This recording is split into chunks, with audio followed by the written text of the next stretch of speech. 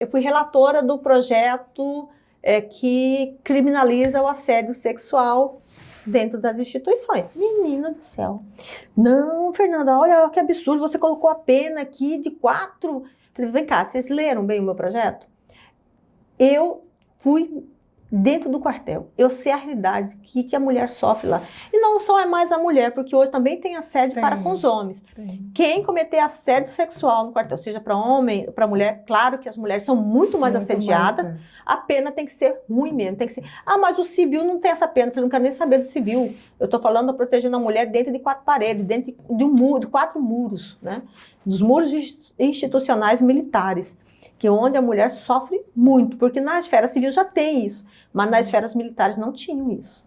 Então, não aceita. Ah, não, mas não vou diminuir nada. E se vocês querem me encher no saco, eu vou aumentar a pena. Sou relatora e vai se aprovar. Sou relatora, eu aumento isso daqui.